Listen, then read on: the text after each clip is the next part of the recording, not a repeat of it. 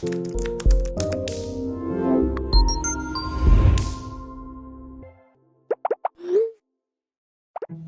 онлайн платформасында сабақты қалай оқиды. Ең алдымен браузерге кіріп, өзіңіздің жеке кабинетіңізге өтіңіз. Меню батырмасын басып, сабақтар бөліміне кіріңіз. Алдыңызға сабақтардың тізімі шығады. Оқитын пәнді көрсетіңіз. Сабақ мазмұны батырмасын басып, тақырыпты таңдаңыз. Экранға сабақты түсіндіріп тұрған мұғалімнің видеосы шығады. Сабақты мұқият тыңдап, қарап шығыңыз. Hi kid, I'm Madina. Today we're gonna have at the zoo lesson. What animals do you see from the pictures here? Okay. Giraffe is here, right? Elephant is here. Lion is here.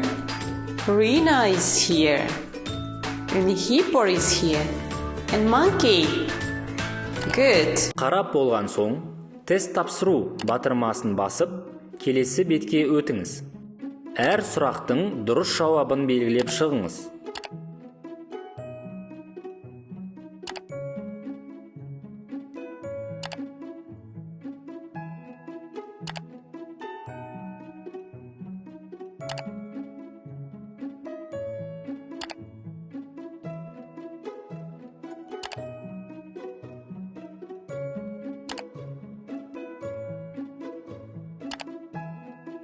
Белгілеп болған соң, жауап беру батырмасын басыңыз.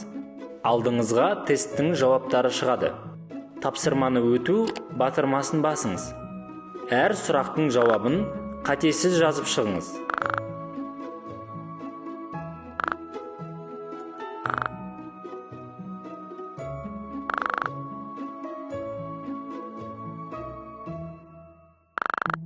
Жауап беру батырмасын басыңыз.